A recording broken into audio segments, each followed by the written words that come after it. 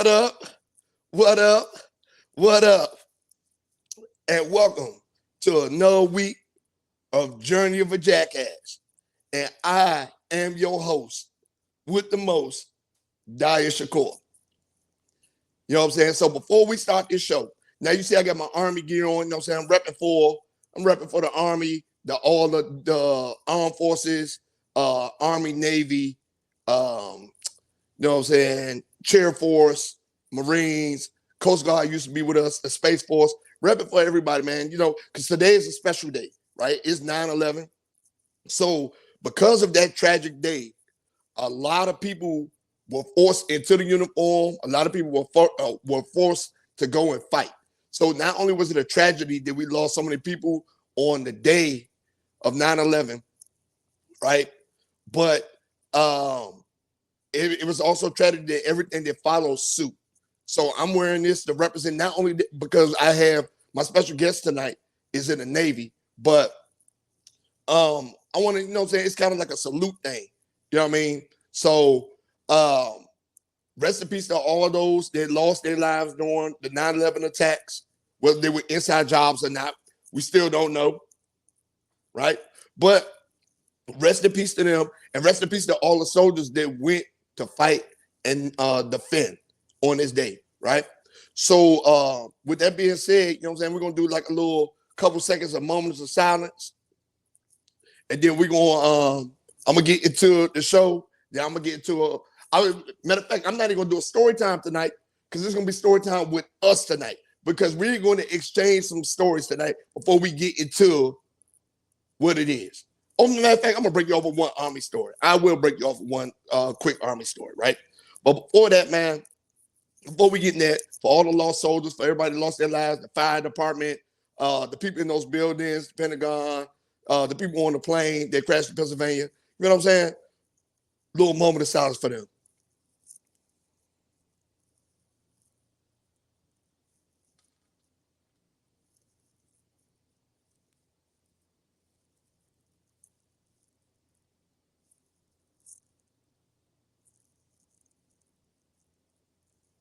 All right, you know what I'm saying? Now we back. Had to give a little moment of silence, all right? So again, tonight is gonna be a very, very special show because I have Navy veteran, Brothers and Sisters Foundation, you know what I'm saying, co-founder on here, Author Jermaine Whitley in here. So we're gonna have a fun, action-packed, fun-filled night on this day. Also today, happy birthday to my homegirl, Shonda. You know what I'm saying? She climbing up that tree. And happy birthday to my mama. Today is my mama birthday. She been crashing and wrecking shit way before 9/11 happened.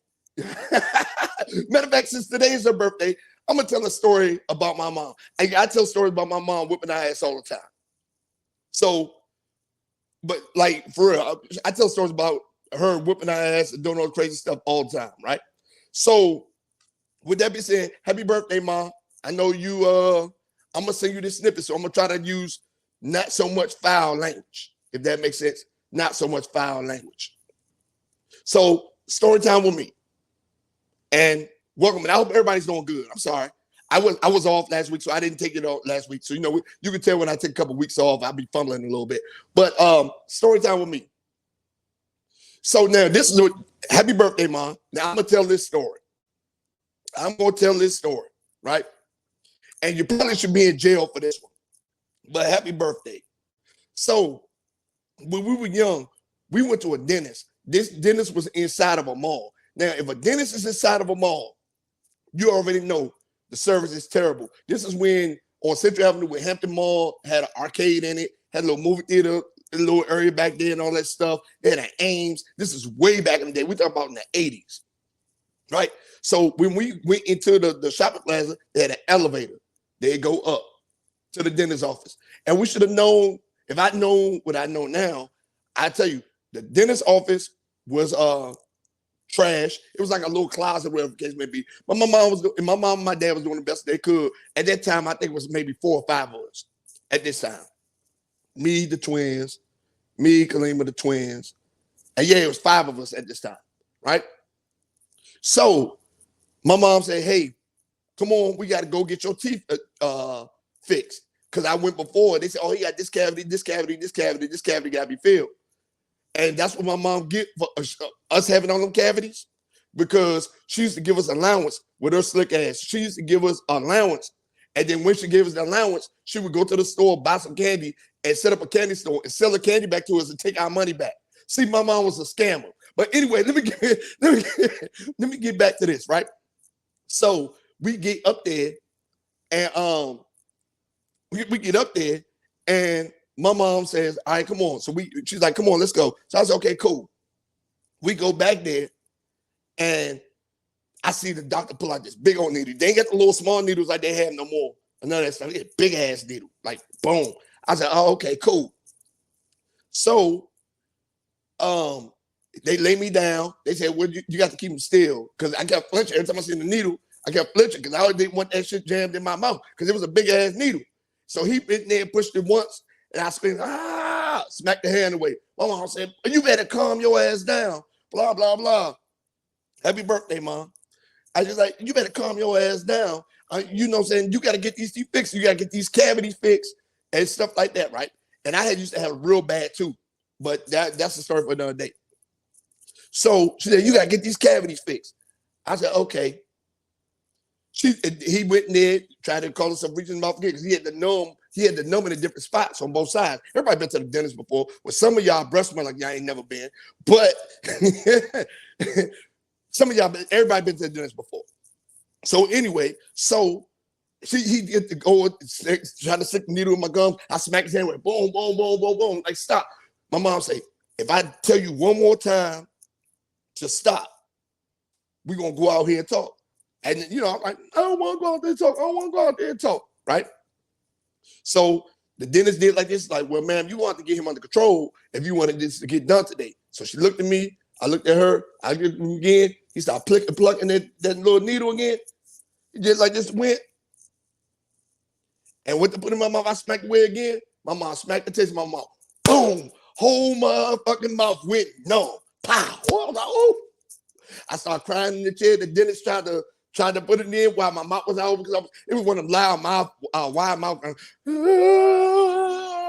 She said, you better shut up, you reason to cry for. See, like, this is why I love my mom, because my mom made me tough, right? My dad made me tough too. But my mom was like, nah, she was the real enforcer. My dad used to whoop us every here and there, but my mom was the real enforcer. So she'd be like, she did like this, and he wouldn't do it again. So I said, no, I don't want that, blah, blah, blah. Last thing I remember was a loud pop. And when I woke up, all my cavities was filled. You know what that loud pop was from? My mom punched me in the side of my head and knocked me out. She punched me in the side of the head and knocked me out. Only reason they didn't take me to the hospital because I started snoring. She, bow, knocked me out in the dentist chair. So the dentist did like this, was holding my mouth open, was injecting all that stuff up. About time I woke up, my mouth was numb. I could barely eat or touch anything. And all my cavities was done. And I'm going to keep story time short because that's the kind of mother I had. She was hardcore. She still is hardcore to this day. And she showed love any way she could. And she made sure that shit got done regardless, no matter what. Even if it involved knocking her kids out in the dentist chair so they could get their fillings, get their cavities filled. And Mom, I love you for that. Happy birthday. And that's story time with me. Now, if she did that now, she'd probably be in jail.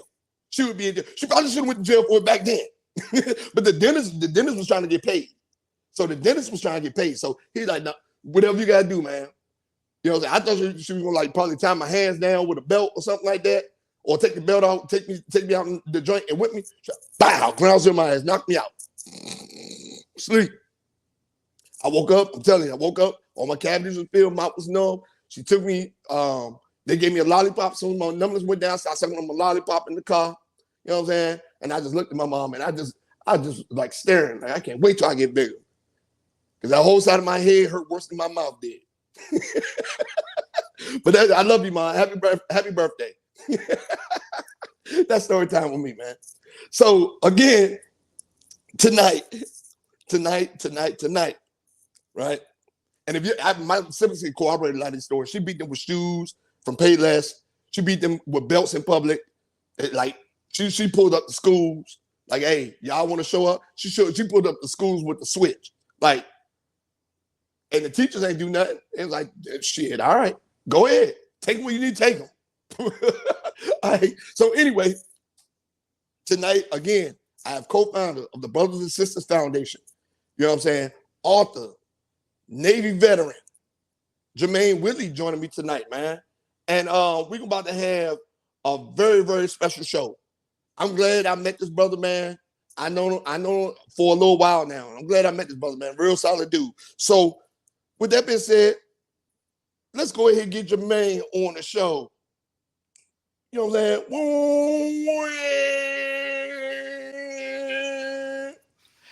Hello. Man, what's going on, man? Man, nothing much, man. I've been biting and chomping at the bit to be a part of this program, man. So definitely want to give you your flowers right now, man. It has been an absolute honor and pleasure knowing you, and I am honored to be on the show, going down this journey with the number one jackass. That's right. That's right. Yeah, buddy. Yeah, buddy. Absolutely. Now you heard that shit I was talking, man. My mom was brutal, man. Hey, you know what, man? Hey, what song popped in my head? I said, your mom. I called it a Teddy Pendergrass. She gave you a love TKO. I was like, man, I was talking about knock me all the way out. I was like, dang, I had to been like probably like 7 or 8 at that time, maybe. Mm-hmm. Yeah, she's like, nah, not today. Not hey, today. Man. Well, happy birthday, Mama Shakura. You know what I'm saying? And many more to come. Yeah. Absolutely. But yeah, I was like, dang. I said, let me tell this story because I got a lot of stories about my mom. Yeah, my dad too. My dad was he was a little wild himself. Well, again, I definitely appreciate being part of the show, and definitely want to also, extend my heartfelt wishes and everything to, everyone who dealt with the 9/11 situation, all our brothers and sisters in arms. Yeah, I was Navy, you was Army, but that didn't even matter at that point in time, and it still doesn't matter to this day, man. Yeah. We're all brothers. We're all brothers. We're all sisters when it comes to being, part of that brotherhood and sisterhood with the military in general. That's right, man. But we're gonna talk some shit tonight. Oh yeah, absolutely. Yeah, we're gonna talk some shit tonight. Hey, look. So one thing too, one thing that I always, when it comes to the military, I always lean back on that saying, many are called, but few are chosen. Yeah. I think that's a real statement, to break that down for people who may not, really understand that term and that phrase, is that, God calls everybody and gives them the power to respond. But to be chosen, we must respond to the call, and using the power that God gives us for that purpose. Yep. That's the main thing, man. And And, I think, like I like what you said there, because if you think about it, only 1% of this country actually ever serves. Like 1%. Like in like with the numbers now, it's less than that. You know what I'm saying? Yeah, it's way less than that. So you think about it, like throughout the history of the armed forces, and you think about all the people that have come and gone, and only 1% have volunteered to say, "Hey, this is what I'm going to do." You know what I mean? Absolutely. So I was at a black tie gala last night with one of our clients, the Wounded Warrior program, which I absolutely love working with them. That's part of my day job situation. We'll get into that later. But RG3 was the host of the event last night. Believe it or not, man, absolutely. He did a fantastic job hosting. So there was a couple of awards and stuff. I've been working with Wounded Warrior for a minute. Being a military veteran myself, they do some amazing work, man. The things that they do, they literally save lives every day. But one of the things that was kind of brought up, last night that made me really think about it is they emphasize the fact of people who join the military. When you sign your name on that dotted line, you sign it knowing there's a chance that you may not make it back. And that's a fact though. And we're saying now that's a fact because like when I joined, I was joining just to get out the streets because I wasn't doing nothing but getting in trouble. You know what I'm saying? Absolutely. So I was like, and then when I found out I joined, I was like, oh, they're gonna pay for my college. I can get some school. I was like, okay, cool. I'm gonna get some of that too. I can get me a car. Okay, I'm gonna give me some of that too. And then next thing you know, boom, we get the call. 9/11 happened. I was at the National Training Center in California. I remember to this day. I was at the National Training Center in California, and I was in the laundromat because we just got out the box. I was in the laundromat doing my laundry and stuff like that. And I was like, man, what movie is this? I was looking up at the TV. I said, what movie is this? They said, no, we under attack. We under attack. And then I ran to the payphones, the payphone, put my little calling card number in. Was like, Absolutely. Hey. I was like, hey man, what's going on? And all the people at the Bergs there read the play already. Was like, we're going to war. We're going to war. I was like, wait, who? I don't know what to do. I was way younger the game then. Yes, sir. Yes, sir. Nah, I definitely understand that. So yeah, I mean, let's get into it, man. I got a bunch of stories and questions, and I'm sure you have a lot also.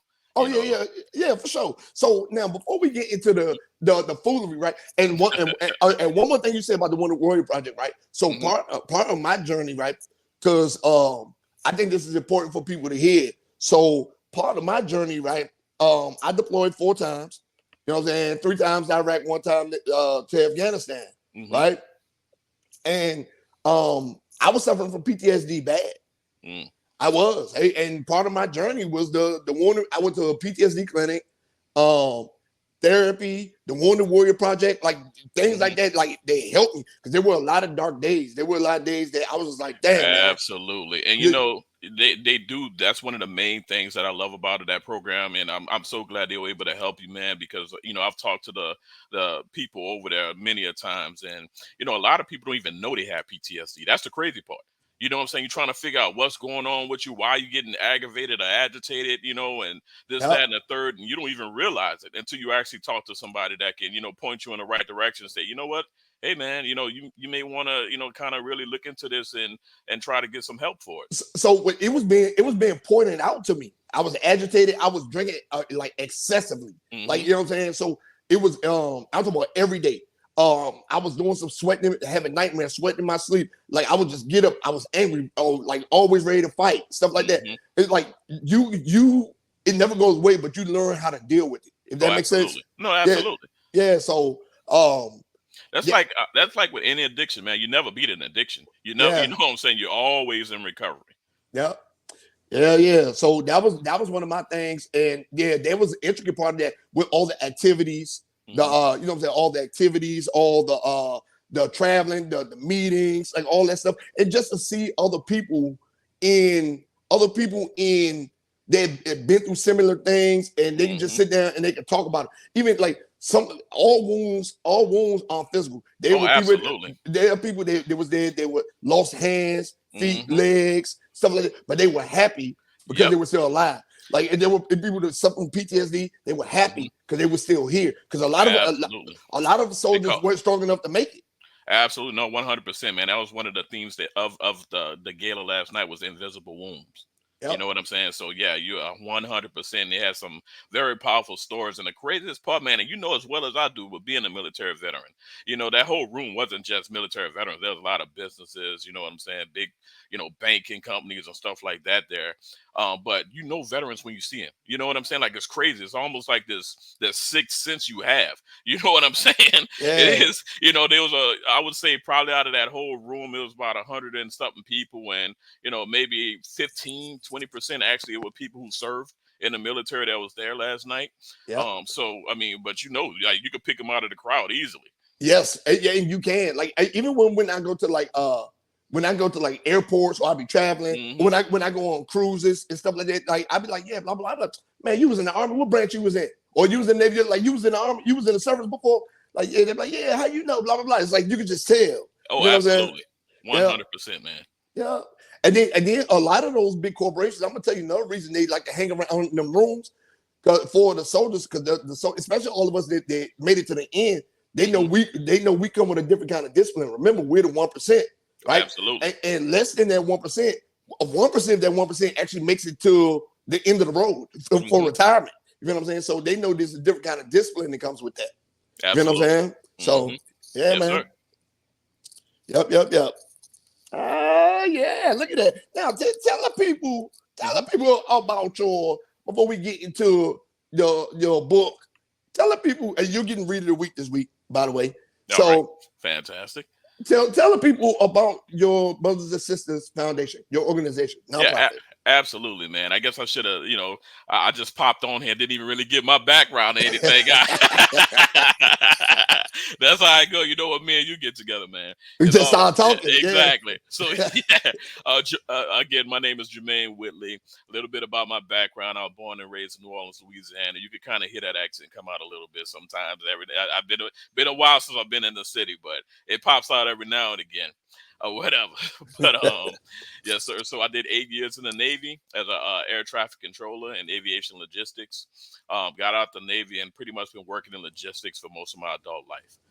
Right now, my day job, I'm VP of operations for a company that deals with donations of vehicles, boats, and stuff like that, and everything that goes along with it. And then, yes, I am the co-founder of Brothers and Sisters Inc. Brothers and Sisters Inc. www.brothersistersinc.org. Visit it. We are a great organization. We're still growing. We're fairly new, but we're doing a lot of things in the community. One of our biggest things is, we pride ourselves in helping military veterans that are homeless, providing support and resources for them, impoverished family and at-risk individuals is our main thing. So you need to come with me there, because me and Junior, we go down to, they have a vet center in Southeast, right? Mm-hmm. So I learned about it a couple of years ago. We went down there for Thanksgiving. We took food down there, served and everything like that. And they have a full house of veterans that are they were homeless. They're transitioning into homes and stuff like that. We're talking about that. It's the vet center, and it's in Southeast, and it's in the cut. You can't even tell it's there. Gotcha. Yeah, no, absolutely, man. We definitely get with you on that. We also have a vet peer mentor group we're trying to get launched off the ground. We want to do it every third Monday of the month. To, again, just like how me and you sit around talking, chopping up, and we having this great show tonight. We want to, have these vets that could just come and just have a safe space, man. Just kind of swap stories and, do some fellowshipping together, because again, it's, you hate to be this way, but it is what it is. If you haven't served, you don't understand. I mean, it's hard to say that. You just don't understand. There's things that, only people who serve can truly understand what's going on. And it don't matter the branch, just the fact that you served. Yep. And then that I mean, that's the truth. Like literally you go, they be like, oh, I was in the Marines out there. I was like, okay, boom. And then once you sit down, it's like the conversation just goes on and on and on. And then with people they've never served before, they just look like y'all, y'all still talking? Like what's going on? Absolutely. I mean, that's one of my favorite things, man. I gotta be honest with you. Sometimes I go to the VA hospital jet. Nothing be wrong with me. I'm just going down there to talk and hang out and you know what I'm saying, just chop it up with the other vets and stuff like that that's down there, man, to be 100% honest with you. So I think a lot of the older guys go down there to hang out in the cafeteria area. Oh, absolutely, man. And trust me, you get some crazy stories down there. We got some stories. They got some crazy stuff you hear, man. But it's all good. Again, our mission for the nonprofit, man, is to provide that type of support. We've done all kind of different events. We just recently had our Brothers and Sisters Day event. Was able to distribute 120 pairs of shoes and socks to the community. One of our main things is we have the bags of love, which is bags that we pass out at the different events and around the community. That's just with the essential care. At the very minimum, you know what I'm saying.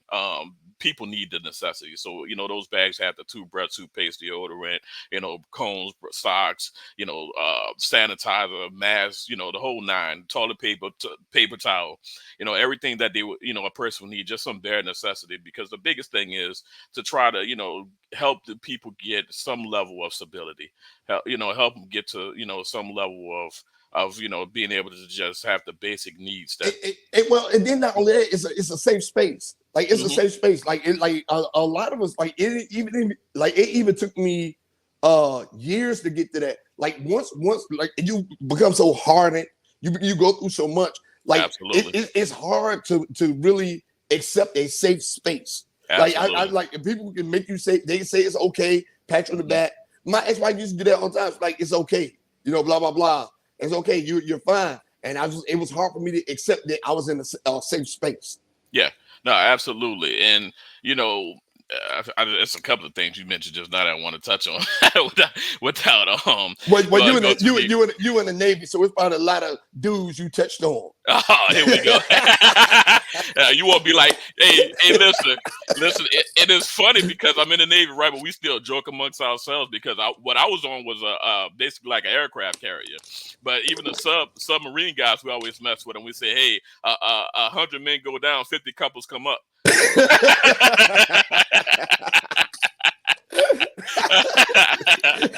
so yeah, but nah, man, you know, our goal, man, like I said, is to try to serve as a community, and we help out all, man. We just did an event at a senior center.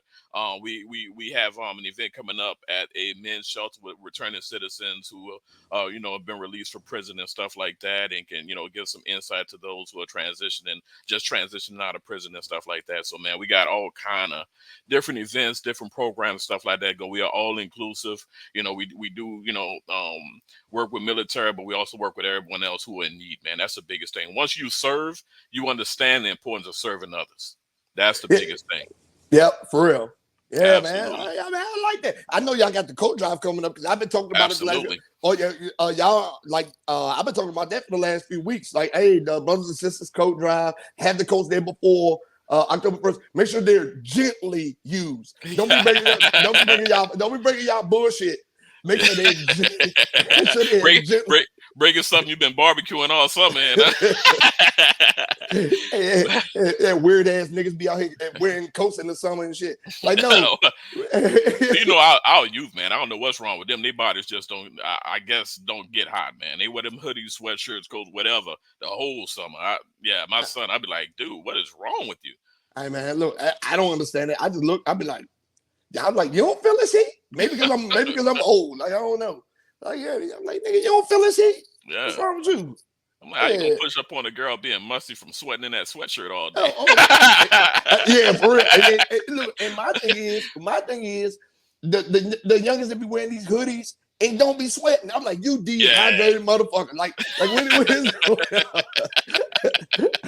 like what is going on, man? Absolutely, man. So yeah, definitely, man. Like I said, it's definitely you know, something that we was definitely a passion of mine. Even when I was in the military, did a lot of volunteer work, man. I put together all kind of events out, you know, while I was in. Did a lot of, you know, community outreach, you know, feeding those in need, providing you know, tours of the base to the juvenile detention center, juvenile offenders who were less violent offenders who were getting out within the, you know, the next 6 months or so. We are able to kind of get them set up with a tour of the base that I was on and stuff like that, and plenty of speaking events and stuff like that at those youth centers and everything, man. Yeah, and I think that's important, right? So because I'm gonna tell you, when 9/11 happened, going back, you know what I'm saying, circling back to that, when 9/11 happened, the wars gave a lot of felons chances.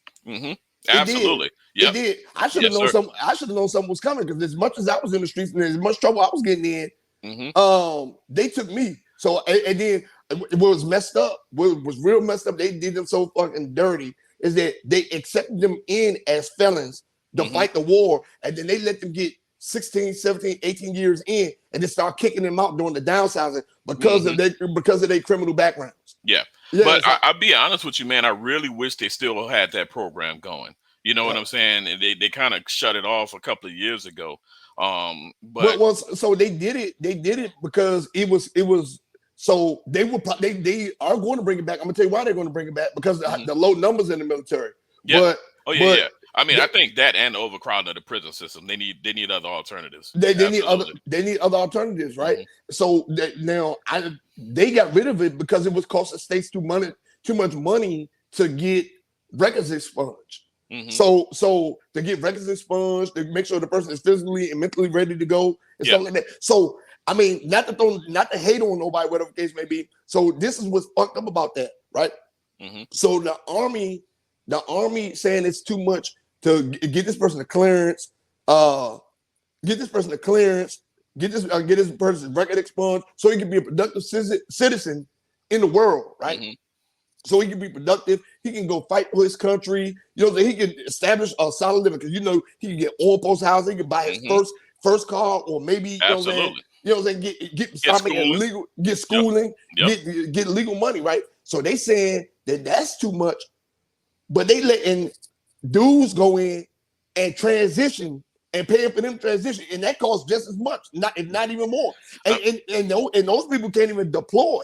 While they're going through transition, they can't deploy. At least if you're going as a felon, you can deploy. Now, you do have to get a waiver from your state to leave if you're still under probation, right? But they won't even do that for them. But they will allow John to go in and turn into John Tina and cover all that shit. So the world we live in is fucked up, man. No, absolutely. And I think that's something that, legislation and stuff like that, and, getting the right people in office, really need to take a serious look at, to be 100% honest with you. I think, if that program was really the way it needed to be set up, how many lives we would save, you know what I'm saying? How much it would reduce crime. How much it would bridge that gap, you know what I'm saying, as far as the wealth gap goes, and people being able to kind of sustain and take care of themselves. I'm gonna tell you, bro. Like I know people that came in, right? They came in and literally was in the streets thugging. Like, and that's why I got along with them so well. When I got the Fort Hood, I got along with all the street niggas. That's the hood, all right. It's the hood. That's what I'm saying. It's the hood. Absolutely. So I got along with all the street niggas. Like we was all all one big clique. When we were on 4-day weekends, we would go to niggas go to visit niggas homes, and people knew who they were. Like there wasn't no pretend shit. Like you know what I'm saying? Oh yeah. It wasn't. And then for them to go change their life, get married, stuff like that. All the ones that didn't stay the course got kicked out, wind up going home, going back to jail, getting killed, or working some dead end low budget job. You know what I'm saying? Absolutely. Absolutely. And it starts early, man. That's why, I think, working with the youth and trying to get into these juvenile detention centers, you know what I'm saying? Because a lot of these guys, they're so young, they done made crazy mistakes, you know what I'm saying, within them lives, or then had bad influence and no positive influence. So, yeah, I mean, I don't see a big deal of going into these facilities with those, the nonviolent offenders, like I was able to get to come on base for the tour and stuff like that. Yeah, they should have those opportunities. You know what I'm saying? That should be, And that's what, if you think about this though, right? They get out, right? And then the military, no matter what branch it is, even the soft ass Air Force, you get the Air Force. The Air Force. You get a kind of structure and discipline that a penitentiary ain't gonna give you. Absolutely. You know what I'm saying? Like, it is what it is. And it's funny, like we would joke all the time in the Navy, like, man, the people in the pen get better privileges than we do. You know what I'm saying? Because honestly, when you think about it, right, they're eating the same food we eating. The uniforms are made by the same people. You know what I'm saying? But the crazy part about it is they actually get yard time. I'm stuck on a ship. I used to go months without seeing the sun, man. You know what I'm saying? They get some of that fresh air. We got flat ups. I can't go outside. You know what I'm saying? So, it's crazy. But I honestly believe, that's something that, the legislators and people really need to push for that, man. I think, it would be a positive impact on the youth, the community, everything in a whole. Yeah. So, I mean, so with you having this nonprofit organization, is that something that you think you would be able? Because I know the VA is always pushing for something. The VFW is always pushing for something. The Wonder Warriors always push for something, right? Now, is this something that you think with your nonprofit you could push forward to maybe get it on the Congress floor, at least something to be looked at?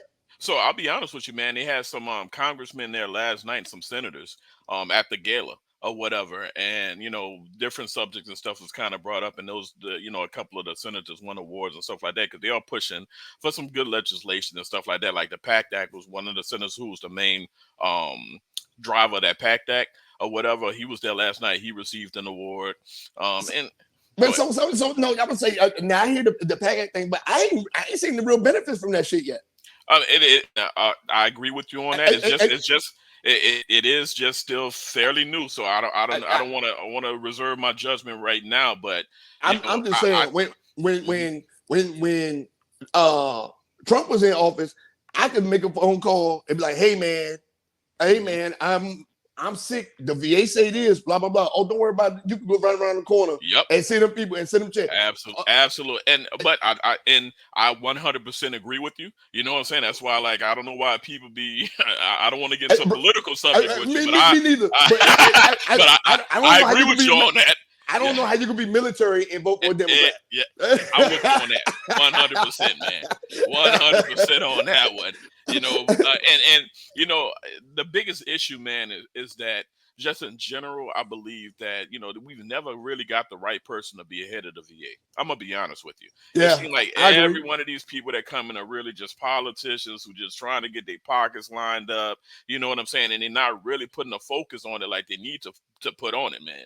So now I'm gonna piggyback. Go ahead. My bad. Go ahead. Yeah, I'm just saying, like I've been to VAs, man. Like I used to go to the one in Houston, man, and man, that thing was. And even out here, I've had some rough experiences sometimes, depending on who you deal with. Like some you get lucky some days and it'd be a great experience, but by and large, a lot of times you get a bad taste in your mouth, and and I never understood why. You know what I'm saying? But like I was at the VA one time, man, and I got there probably about noon or whatever, just getting a regular like little checkup, some blood work and stuff like that done. And they had a man there who old timer, you know what I'm saying? This man, you could tell he done seen some stuff in his life. You know what I'm saying? Yeah. And he was there, got there around the same time I did, and all the man needed was a wheelchair because his got stolen. And he had the police report and everything. When I say I left there probably about 4:00 p.m. Left, I had to go handle some business, and I came back there because I wanted to get some x-rays done. Got back to about 7, 8 o'clock. That man was still there, sitting in the same spot and hadn't been called yet. And now, you know what's crazy about that? I've had similar experiences too. So what happened? I can tell you in Louisiana, the worst VA is in Alexandria, Louisiana. That place feels like a funeral home. I've heard some horror stories about that. Oh man, listen, it is bad. It's bad. I was like, oh man, hell no. Nah. But what's the name of the VA? So what I started doing, I started calling the regional office, calling the national office, blah, blah, blah. I'm like, this was going on, et cetera, et cetera, et cetera. Like, I was in therapy. My therapist quit. And then now they tell me I can't go to therapy for 6 months. Mm-hmm. And then next thing you know, I get called, we trying to get you scheduled to come in for. I'm like, yeah. Like, what you mean? Absolutely, man. But it's a shame you have to go through all of that. You know what I'm saying? And that's what I'm saying. So, and then even when I was in active duty, the pay raises under Bush, pay raises were better. Not to go back to politics, pay raises were better. And under Obama, there was barely any pay raises, stuff like that. Mm-hmm. We seen the increase in the healthcare with us during Trump's, and then everything's now. I'm on a waiting list. Like I was in the hospital a couple weeks ago because I had intestinal blockage, and they told me, they said, well, we want to go do a colonoscopy and all this stuff to make sure that you're okay. And I'm at that age anyway. Mm-hmm. And then they told me, well, as soon as we can get you in is in November. I said, if you look at the release paperwork, it says I need to have one within 2 to 3 weeks. Mm-hmm. And y'all talking about November. I said, hell no, I'll call you right back. Yeah. and again, they need to put a better focus on that, because then on top of everything else, a lot of the nurses and doctors and stuff in there, they in school still. You know what I'm saying? So they don't even have the experience to deal with some of the stuff that's going on. That's what I'm saying. They're basically learning on the fly with you, with your life in their hands. And that's my thing. And then I'm like, why don't y'all just get back to doing it to community care, right? Like just put this shit out. So like you were saying about the person being in charge of in charge of the VA, right? They haven't had a good one in forever, right? So the issue with that is it's not only him. They can't keep any leadership in there. Mm-hmm. And people that work the VA, they don't stay there long. They go to get their foot in the door in the government, and they walk and they work out. That's why they're in the middle of trying to contract a lot of these jobs out in there, because you get there on the GS side, they're like, oh, I'm in here now, and then they just boom out the door. I know a ton of people have done that. Oh, I got a job at the VA working as a logistics person, or you know what I'm saying, as a registered nurse, blah blah blah. Mhm. They get in there and then boom, they gone. They out of here. But you know what's even more crazier to me? Mhm. They hire so many non-military people. You know what I'm saying? Like that is so crazy to me. Like, why isn't there a system set up almost like a pipeline, right? You know what I'm saying? So, I mean, we got military doctors of all branches. You know what I'm Yep. saying? Why is there not a pipeline directly for them once they retire out of the military? They done already did all these different, surgeries and work with military people that they have a pipeline for them to go right into these VA hospitals. And, Same with the logistics people. and, Same, and you know what I'm saying? you know what's crazy? When I was retiring, and you know how they had them job fairs, Hmm. the VA wasn't at none of Yeah. them. No, I know what you're saying. Absolutely. They wasn't at none of them. Hmm. I know I was, exactly what you're saying. yep, I was like, man, what is going on? And yeah, but you're right though. Some of the people that are hip to it do it, like Norfolk Grumman, Hmm. KBR, like those places. That okay, they gonna be there because Yep. they DOD powerhouses and stuff Hmm. like that. But yeah, the people that really should be doing it, Department of Army, the Department of Air Force, Department of Navy. Hmm. You know what I'm saying? Yeah, they should be pushing for all of the, there's so many different jobs within the VA. They should be pushing that, man, big time. You My, know what I'm saying? Even the people who's working the cafeteria, ordering the food, they supply personnel in every branch. You yeah, know what I'm saying? And they should even be, even the cooks. that's what I'm saying. They should be having a direct pipeline. They should pay. That's the other thing. You know what I'm saying? Compensate. You know what I'm saying? And it could be, you know what I'm saying? If they want to base it off of even your rank while you was in there, you know what I'm saying? And kind of, hey, we could bring you in at this GS level or whatever the case may be based off your rank and, and kind of just go from there. But something has to be done, man. I think, we're doing a Yeah. disservice to ourselves. I think yeah, the VA system is broken. And my thing is, when they put it together, Hmm. when they put the VA affairs together, I don't think they were prepared for two things. I don't think they were prepared for the amount of people they were going to actually do claims, and Hmm. I don't think they were fiscally responsible for the amount they were going to have to pay out. Yeah, You know what I'm saying? absolutely. I don't think they was like they knew they were going to pay people disability and compensation for the rest of their life, right? Yep. But they didn't know this many niggas was going to get 100%. Yeah, but you know what? You know what? Honestly, man, I might sound biased toward that, right? But Yep. I almost feel like every veteran should get 100%. Yeah, You know what I'm saying? Like, you know what I'm saying? I mean, we I know we that's a controversial subject. You know what it I'm is saying? because But we had a soldier, man. She went to basic training, AIT. She hurt her hip at AIT, and like after graduation, she hurt her hip, right? mhm, Graduated, hurt her hip like after graduation, playing around in the yard at her graduation. Came to like they weren't even supposed to send her to us because she was on profile. Send her to her on profile. She wasn't even in the army for 90 days. She was going to spent a year and a half going to the doctors, getting on profile. Then they was like, all right, we got to put her out. mhm. She was in the army for 2.5 years, got 100% and the retirement money from from the army. That's where I draw the line at, right? So Yeah, I feel like if you did at least a minimum of 4 years, you know what I'm saying? I did 8. I know you did your all the way up to retirement or whatever, your whole set. But yep, yep. I feel like it could be different levels to that or whatever. But I feel like I almost feel like you should get a stipend. So if you did 4 years, say you get some type of stipend on every single month, no matter what. And then I mean, because the whole point is you never know what Yep. you might have went through or what injury or what could possibly be affecting your So body. that's what what's crazy. I have people that deployed with me on my first deployment back in '04 that Mhm. still haven't went to the VA to get their benefits. I like, bro, we was in Iraq, like we was going through it, like when Mhm. I was there, we was going through it, like we was going through it, like that shit was like war, like you know Mhm. what I'm saying. And I was like, and I'm like, man, nah, I don't need to go there. I like, bro, you better go down there, get you some of that free money and some health care, like you Yeah. playing. I mean, Like, because that's my whole thing. How many things we may have been exposed to that they don't even know is toxic and or cancerous or causing or whatever the case may be until years from now. You know what I'm yep. saying? So now it's 20, 30 years down the line, you got cancer and they can draw it back to, oh, well, it was the food that they was feeding you or whatever. You know what I'm saying? The case may be. That's why I feel like if you do 4 years, you should get a certain stipend. You do your next 4 years, you get more money or whatever, all the way up until retirement. It should be a stepping scale, but you still get something every single month because you still gave the ultimate sacrifice to your country. You know what I'm saying?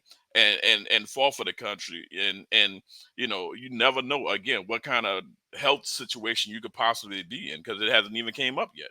No, I agree. I concur. Good Navy fellow.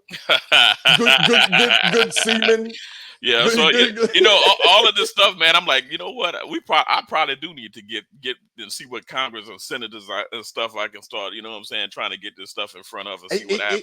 Yeah, at least get in the rooms if that makes sense. Like, no, absolutely. Get in the rooms. You get in the rooms. You start talking that shit, man. They may be like, oh yeah, that's a good idea. Mm-hmm. I mean, and the whole thing is, one thing I will say, I always felt like no matter what, when you're talking about military or anything like that, is bipartisan. You know what I'm saying? You never really, see that rift of, no, I'm a Republican veteran, I'm a Democrat veteran. You know what I'm saying? So I will give it, I will say that, that. And then look, I'm gonna tell you why. And Maryland is the state to do it in because Wes Moore's a veteran. Yeah. Wes Moore been to Iraq and all that. He's a veteran. Mm-hmm. So like this is a state. If you want to do it, this is a state to do it in. Yeah. Absolutely. You know what I'm saying? So yes, sir. I mean, it makes sense to me. Yeah, I think that those. You know what? A lot of these motherfucking politicians, I think that should be a prerequisite. Like you can't. Yeah. I think that should you cannot. Like you have to. It blows your mind, huh? Like how can you be commander in chief if you never served in the military? You never served in the fucking military. That's weird to me, man. Like I never understood that. I think that should be a prerequisite right there, right? I really think that should be a prerequisite that if you want to be in any legislative branch, congressman, senator, you know what I'm saying, president, vice president, definitely president. I agree you had to at least serve in one branch of military, been a policeman, fireman, EMT, some kind of civil service. Yeah, like absolutely. You know what I'm saying? Like I'm one of those people that believe that every kid, once they graduate from high school, should at least do 2 years of civil service. Yeah, so there's other countries like Korea does it. I want to say like Colombia or Venezuela, one of them. They automatically, as soon as you graduate high school, you got to do 2 years. And Korea too. In Korea, before you can go on to college or whatever the case may be, you have to serve 2 years of civil service, whether it be Army, fire department, EMT, you know what I'm saying, whatever the case may be, police. Yeah, you have to serve 2 years of civil service before you can move forward with your life. Yeah. And I'll be honest with you, man. I think it's genius. You know what I'm saying? Me too. Me too. Absolutely. I mean, they were talk about like again, you getting that structure early. You know what I'm saying? You being able to provide. You being able to, you know what I'm saying? Just it's to me as a launching pad for life because life is gonna happen. You know what I'm saying? Whether you're ready for it or not. So to be as prepared as you possibly could be prepared is always going to be an advantage. And then if you think about that, you wouldn't have this significant drop in force, right? So kids ago, they do say the ones that go to the Army. Okay, all these people go to the Army, whatever the case may be. Now, a good percentage of those that go join the Army or the Navy or the Air Force or the Marines, they may get there and say, "Well, fuck this, I like this, I want to stay." Mm-hmm. And you wouldn't be battling with these reduction of forces that you're dealing with right now. No, absolutely. So, I'm just saying. Absolutely, man. So I mean, there's a lot of different, tweaks to the system and, different things when you're talking about the military and stuff like that, again, there's changes that need to be made across the board. You know what I'm saying? Absolutely. And there's so many different phases. I'm like, if any of you congressmen is listening, what the fuck is you talking about? I'm gonna give y'all dumbass of the week this week, man. Fuck is you talking about? But yeah, man. So not only do you have that going on, but you are author, man. Tell her, hold on, let me go grab this encyclopedia real quick. I got it. You know it's right behind me.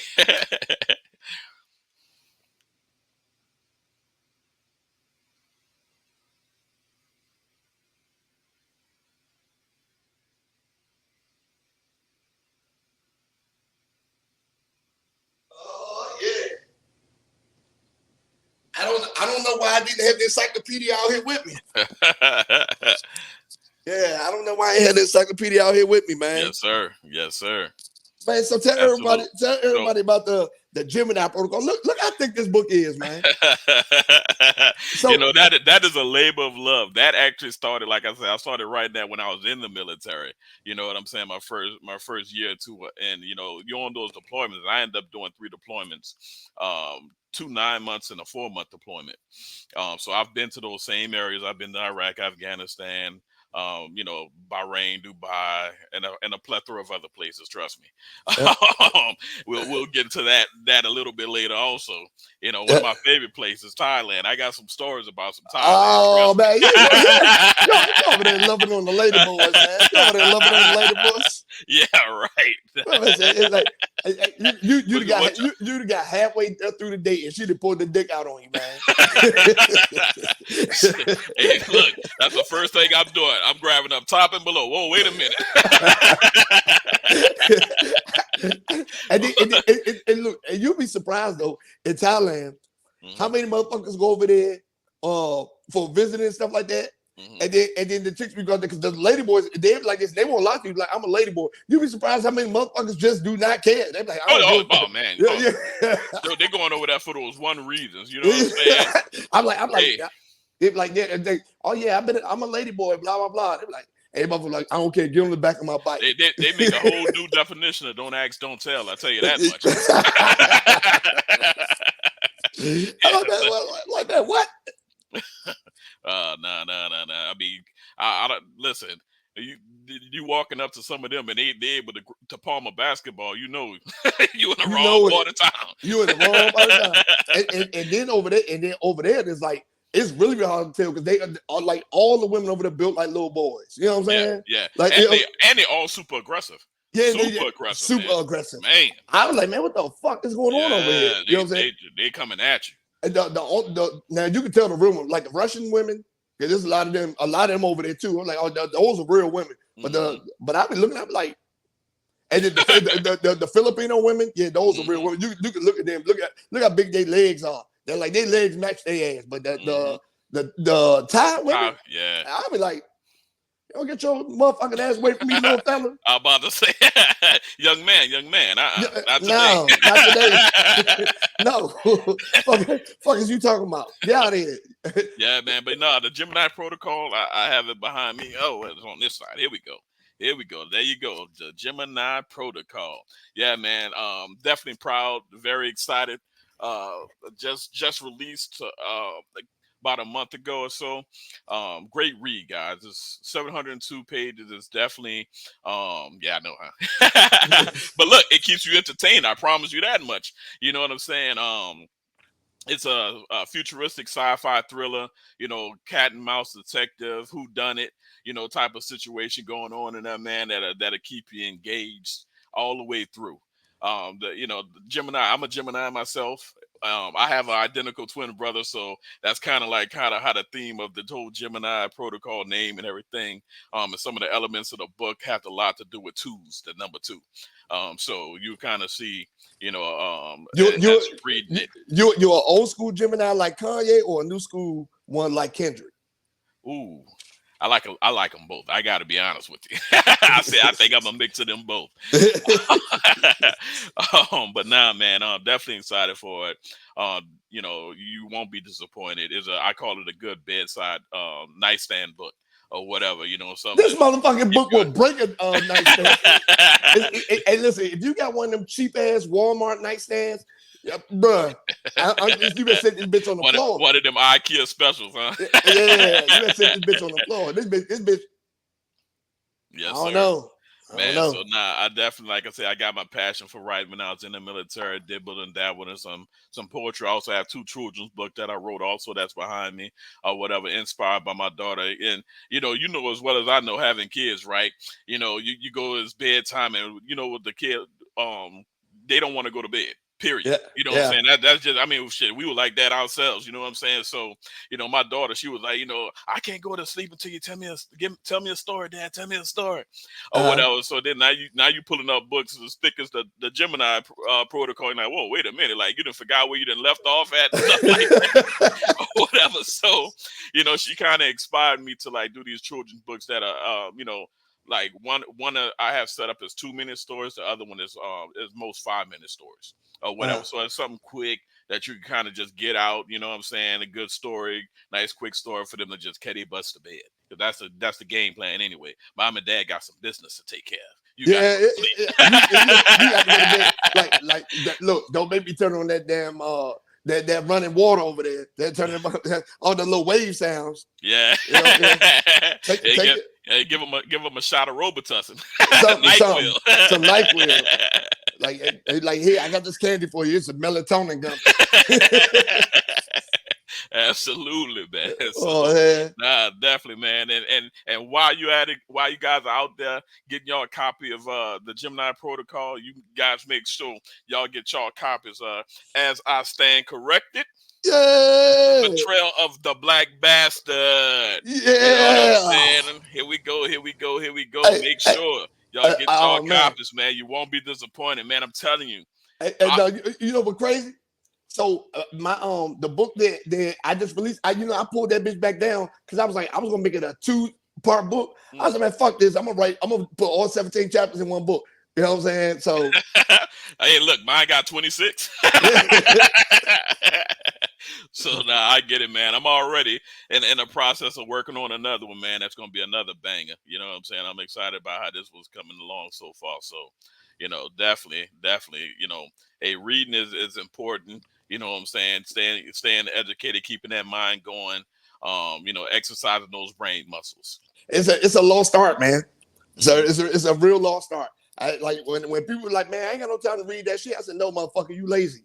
Like working out is literally 4% of your day. 30-minute workout is 4% of your day, right? You know what I'm saying? And you tell me you can sit down and read 10 or 20 pages a night before you go to bed. You ain't got no time at all to read.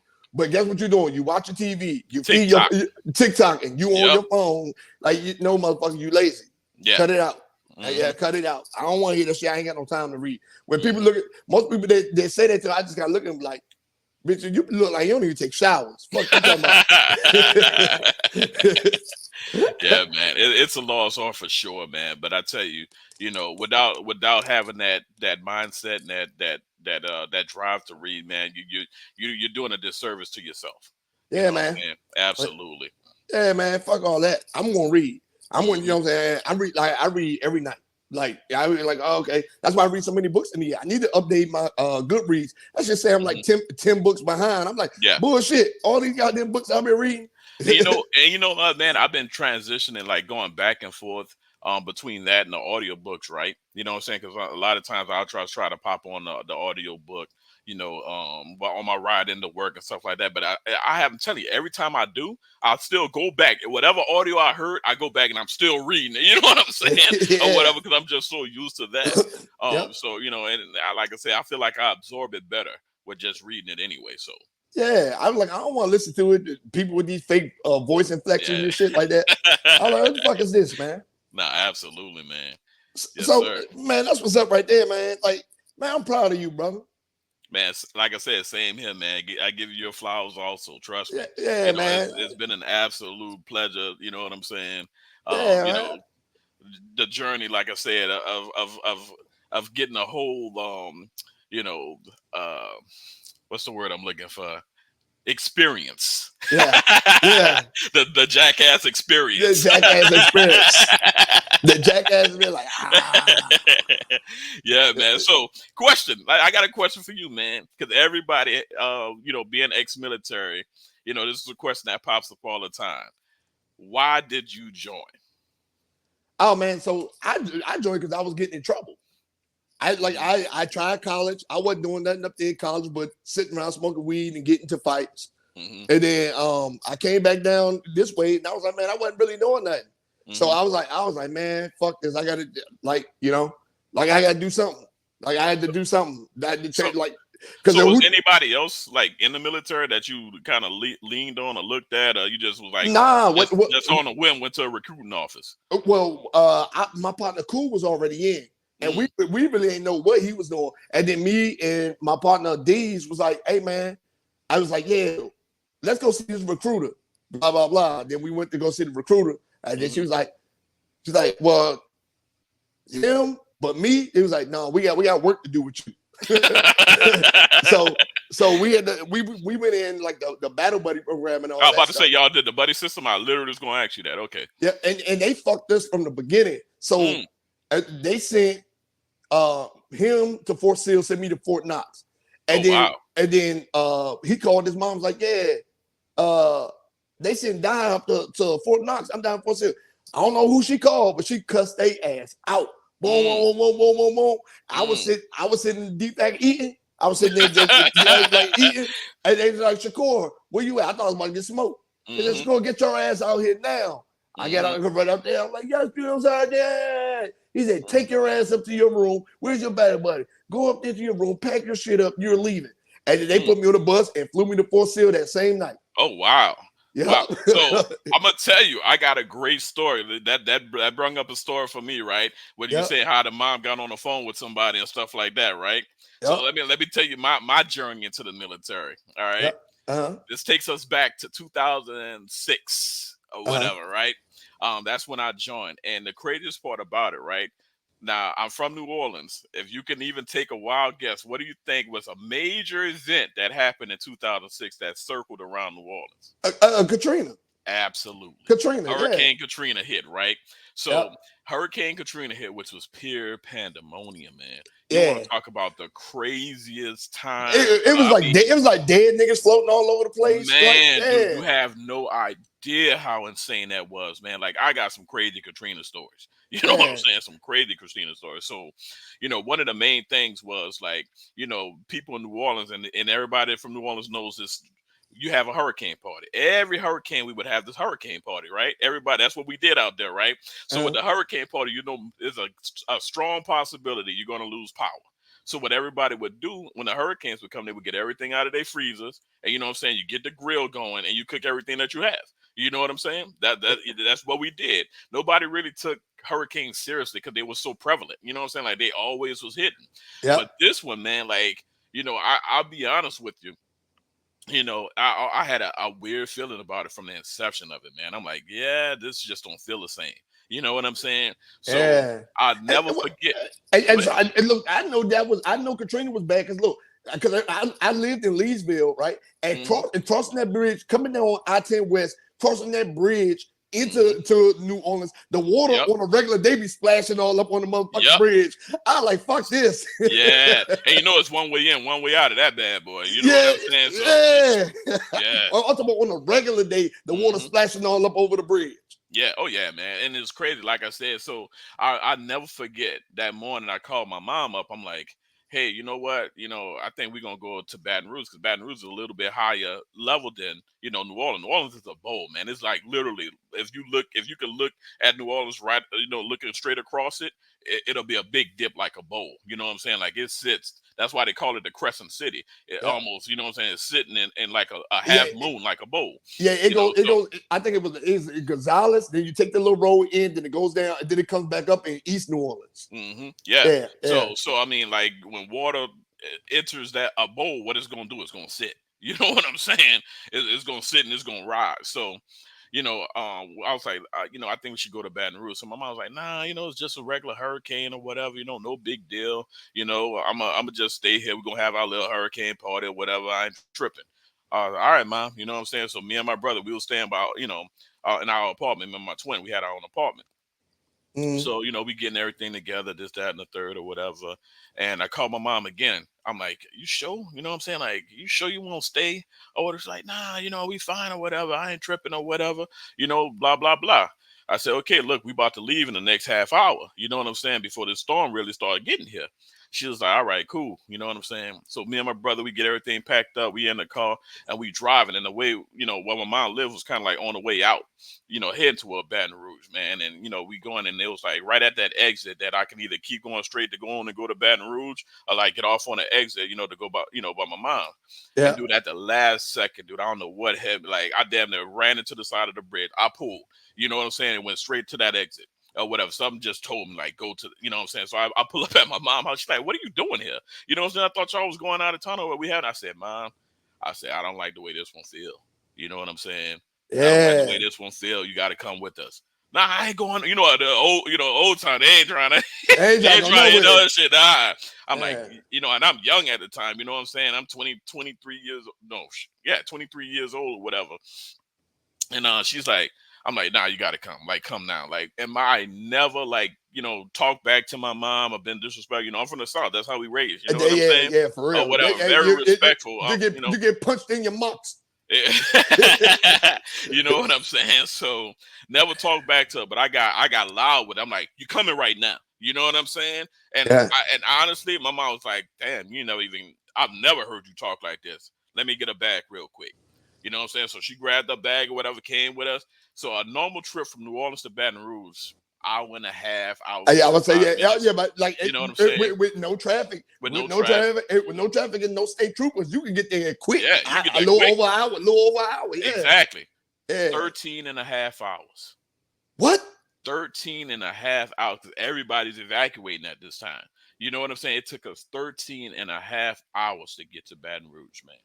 You know what I'm saying? Which was bananas. And then come to find out, my mom's whole house caved into itself. If What? she would have been left at that house, she would have been in a world of trouble. The whole house caved in, the whole roof caved in.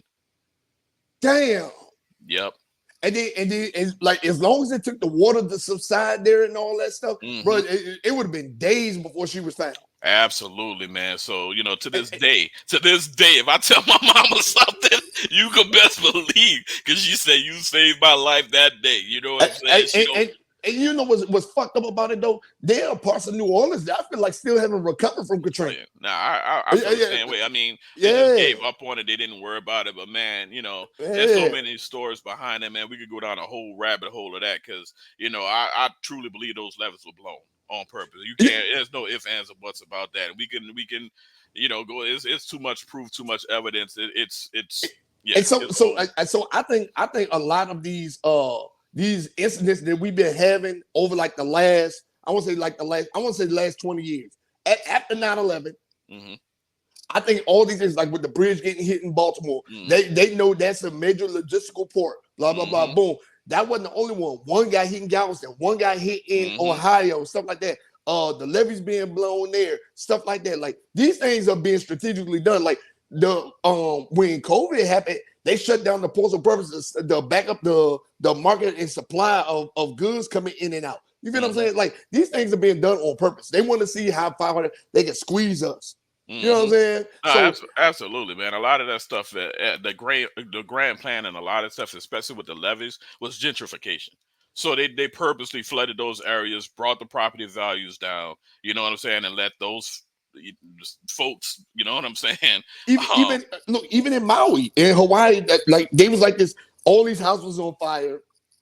All these houses on fire, stuff like that, and they wouldn't let the people leave. They didn't let them go. They didn't let the kids leave. They didn't let the people leave. The police was turning them around back into the fire, so they was having to jump into the water to survive, right? So the people coming out like, hey man, blah blah blah, et cetera, et cetera, et cetera. Come to find out, back in like this was like 10, 12 years ago, they had a plan to make that little part of the area that was burned up. They were planning on making a self-sustaining all electrical AI ran city. Yep. I watched a documentary about it. So they like that shit was like all a part of the plan. So I'll be like, no, absolutely, man. Absolutely. Like it's a bunch of trust me. I mean, and then being in the military, you find out even more stuff. Because trust me, I'd have been in areas and we tearing shit up, and you turn on CNN and the news, and they reporting something totally different, whole nother group in a whole nother fashion. So that's why I stopped believing the news when we was deployed in Iraq, and they be like, oh yeah, we're downsizing the troops, blah blah blah. When they were saying downsizing the troops, that means one division was leaving out, one was coming in. We weren't downsizing shit. We were just rotating out. So they was like, oh yeah, we are downsizing the troops from 190,000 to 140,000 because 40,000 motherfuckers is leaving. You know what I'm saying? Because this whole division is leaving, or whatever the case may be. So it's like or 20,000 motherfuckers is leaving because this division is leaving. We're not downsizing, we're transitioning. And they will be on the news like, oh yeah, we're downsizing. I'm like, no, the fuck we ain't. What the fuck are you talking about? No, So absolutely. So yeah, man. So then, once we went to Baton Rouge and was out there for a couple of weeks by some family and stuff like that, we end up heading over to some more family in Florida in Jacksonville. And at that time, when we actually made it out there, my uncle was having this retirement party from the Navy. Did 20 years in, man. And he's out there, and he got a couple of buddies that's recruiters, and I'm hearing these stories, man. I'm like, God damn, that's crazy. Like that happened. He like nephew. I'm telling you, you know what I'm saying. You know how Unc be, you know what I'm saying. Especially Unc get a few of them things in him. You know what I'm saying? All the truth coming out. Stories that he thought he was gonna take to his grave coming out. You know what I'm saying? yeah. So, I'm like, man, that sounds, crazy, man. Like, and then like I said, he had a friend that was a recruiter. He was like, man, what you thinking? I'm like, you know what? I don't even know what's back home. I don't know if the school I was going to, I was in college. I don't know if that building was still standing. I don't know if the job I was working at still there. There was so much uncertainty. You know what I'm saying? Like you had no idea. It was the communication lines was down. You know Yeah. what I'm saying? And So you know what was crazy to me? I wonder what happened to all the niggas they never found. yeah. You know what I'm saying? Mm-hmm. Like I know the Gators was out there, so I know they got full and fat. But I was like, damn, what happened to all the people that they never found? Yeah. Yeah, I mean, it's man. I'm telling you, I can tell you, I can go down a deep rabbit hole of some stuff. I'm talking about like when it was the city was kind of on the lockdown and curfews and all of that stuff because there was barely anybody there. Talking about how police was going into these houses and these mansions and certain neighborhoods robbing them. You know what I'm saying, taking stuff out of there. I mean, all kind of stuff. Bruh, I can tell you some stuff that was going on. You know what I'm saying? So, damn, man, so. But yeah, so that's what kind of got me to join. And when I went out there, you know what I'm saying, and not knowing that uncertainty, I knew one thing for sure: no matter what happens in the military, you getting that check on the 1st and 15th. You know what I'm saying? No matter what hurricane hit, no matter what's going on, you getting that check. You ain't got to worry about reporting to no specific building or anything like that. So, that was my driving force right there, man. I said, I want to start my life. I want to kind of, have some kind of stability or whatever. And it was so much uncertainty with the hurricane.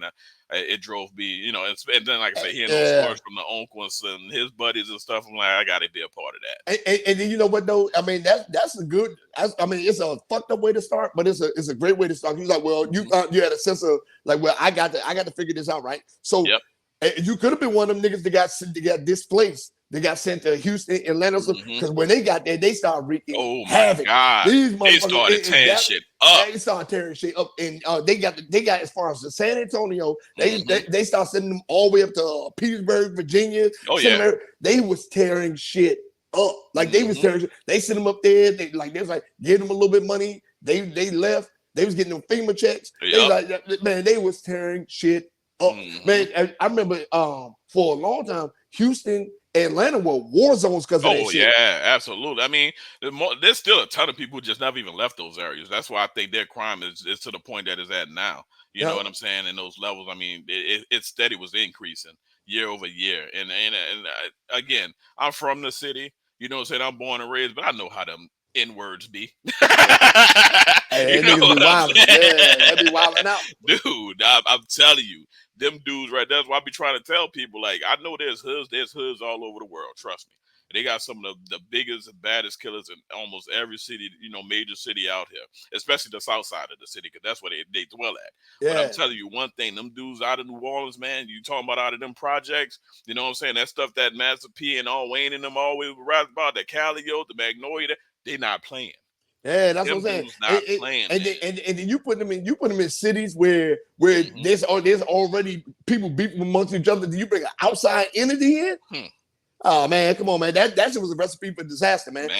That's like displacing a bunch of Bloods and dropping them off in a Crip neighborhood in Los Angeles. Yeah, you know what I'm saying? Exactly. Like, you asking for it. So now, man, look, I got a question for you. Question for you, right? So, because that was a good ass story, man. Look, I like that. A good ass story, man. So, question time, man. Yes, sir. I got a question for you, man. Hold on, man. What you talking about? I have some questions. Oh yeah.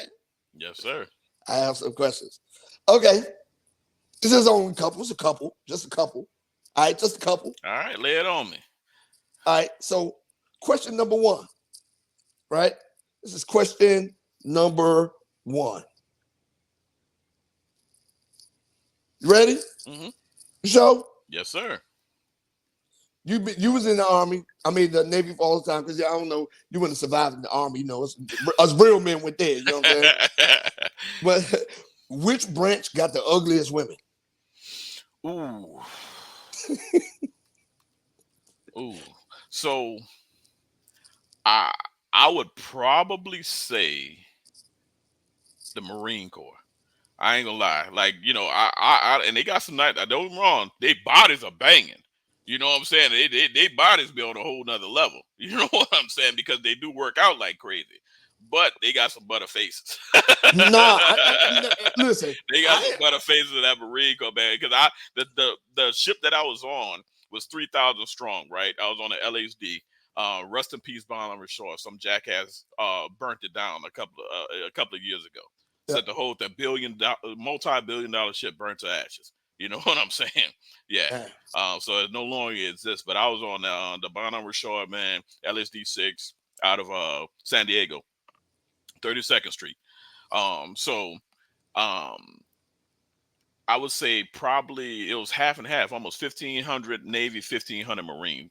And basically what we were with the Marine taxis. You know what I'm saying? Like, our job was to basically go drop them off in the sand, let them play around and roll around, and then pick them up a couple of months later. I'm trying to process the Marine thing, because every Marine chick I seen, they was cute as fuck, but it's just not a lot of them. So yeah. I was like, so they probably had to be some hoes, because it's not a lot of them. But I ain't never seen no ugly hoes in the Marines. Well, I'm gonna tell you, like, I've seen a couple of butter faces, but again, they always tight now. You know what I'm saying, or whatever. But you know, I have seen a few now. I would say I haven't been around that many armies, so I couldn't tell you how y'all's look. You know what I'm saying, per se, or whatever. But generally, the Chair Force have the best. Yeah, the Chair Force have the best. And the Army, we put a lot of ugly holes on pedestals. Well, you got to understand too, right? So we call it bow goggles or whatever, yeah. Right?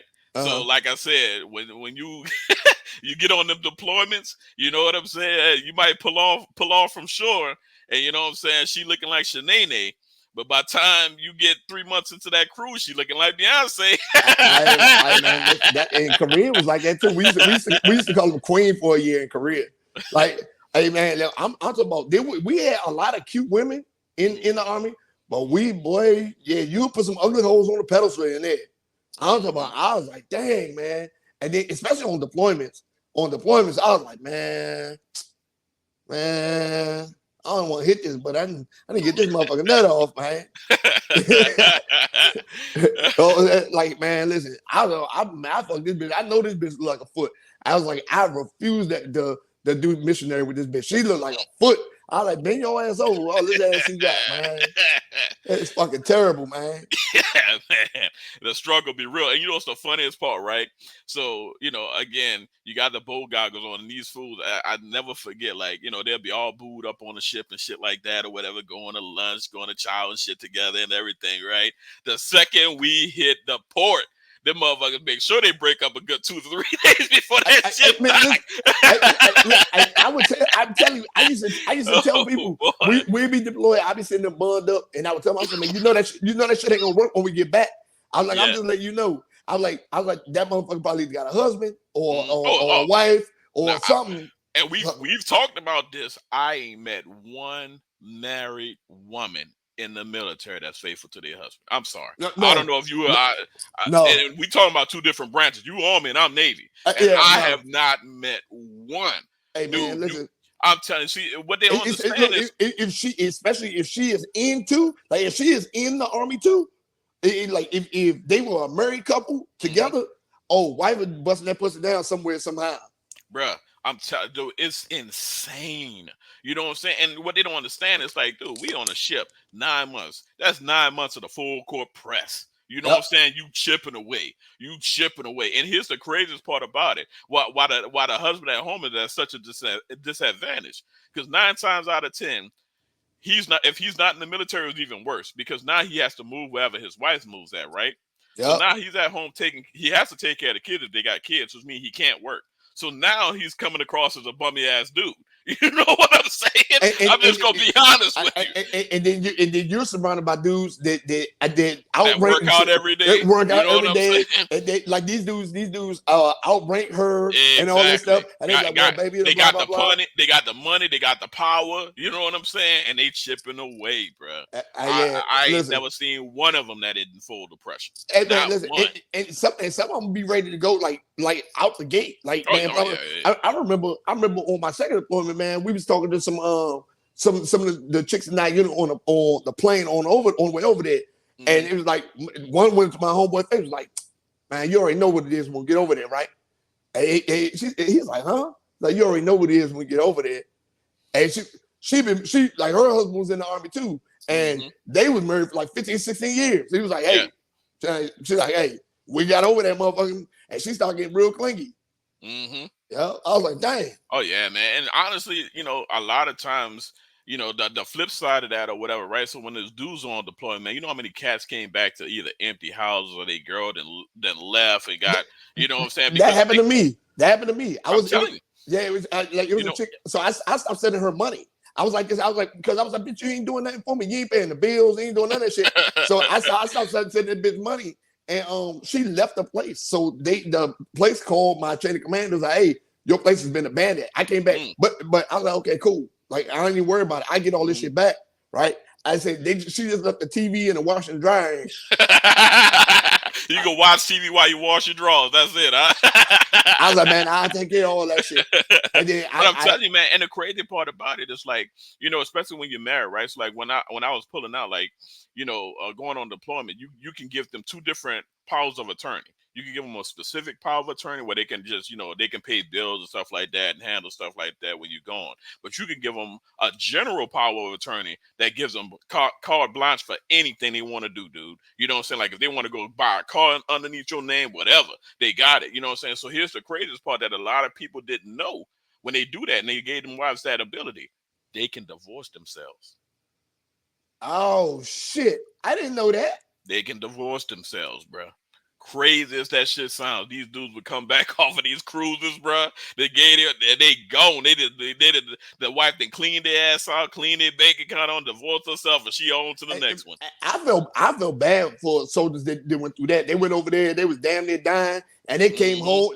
Came home and had to get emergency relief loans and shit. I was like, damn, man, that's so fucked up. Come home, yep. I was like, when I got back, I was like, me and her was just boyfriend and girlfriend, and I was like, bitch. When they told me she was gone, I was like, okay, I didn't give a fuck anyway. I was over that bitch living my life.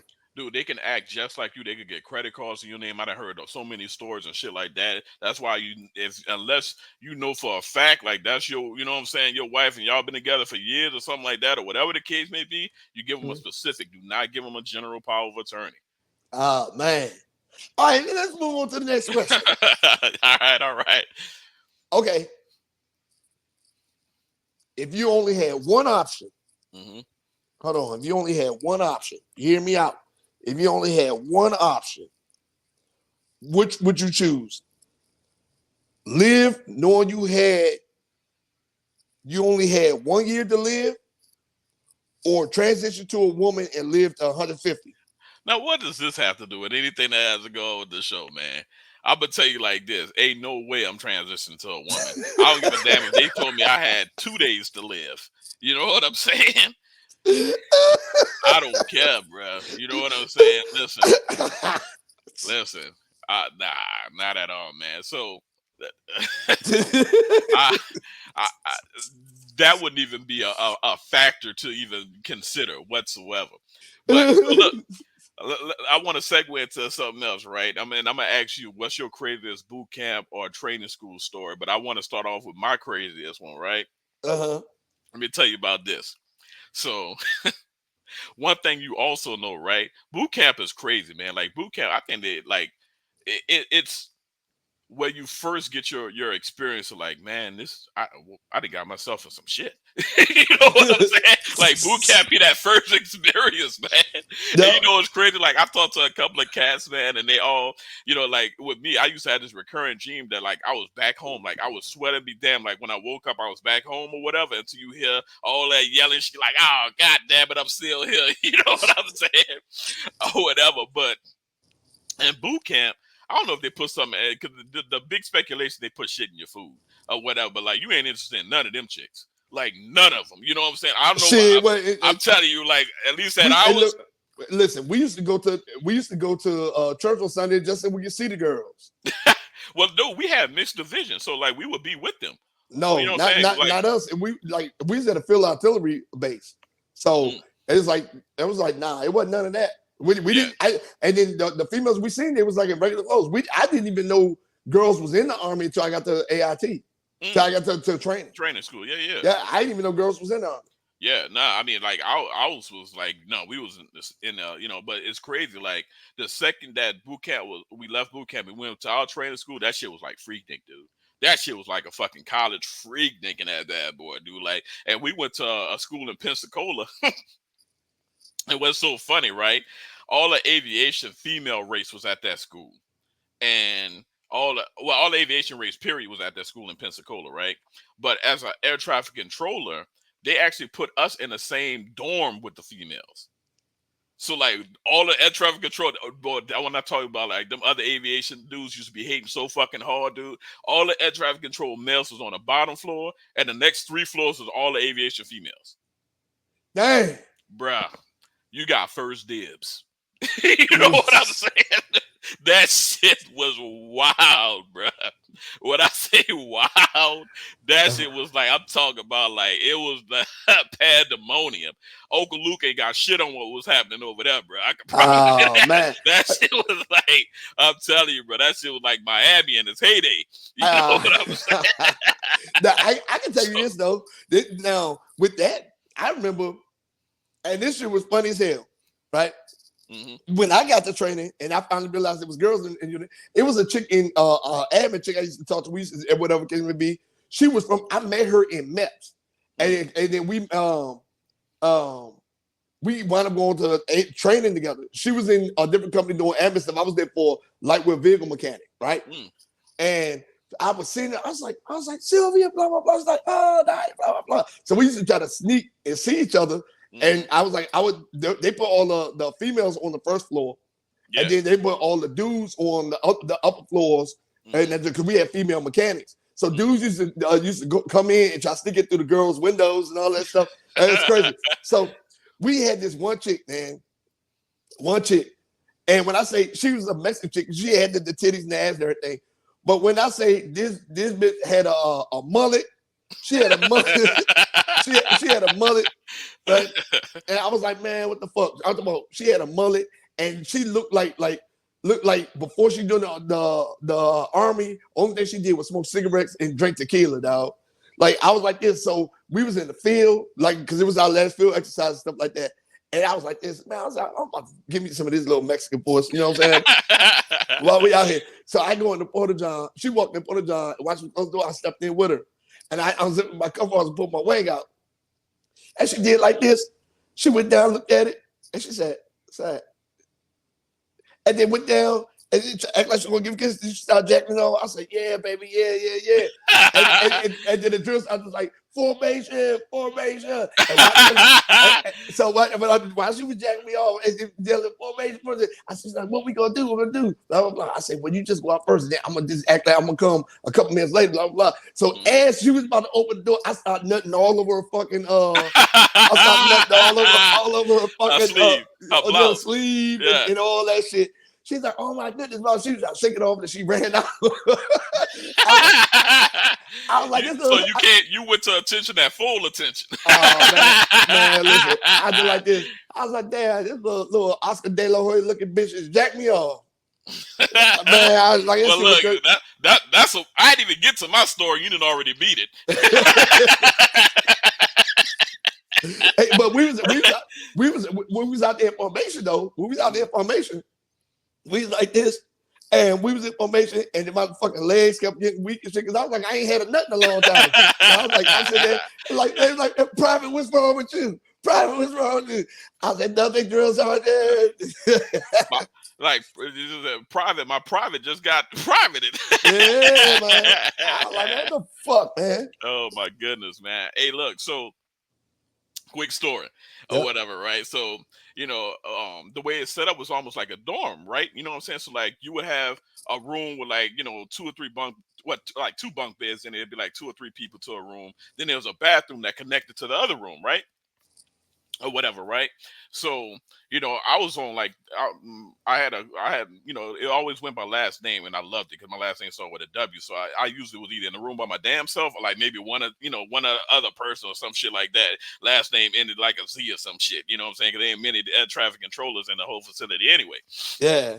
So I used to love it. I had the room to myself. So anyway, I was in like one of the first rooms or whatever, and then like 2 or 3 rooms down was my homeboy, right?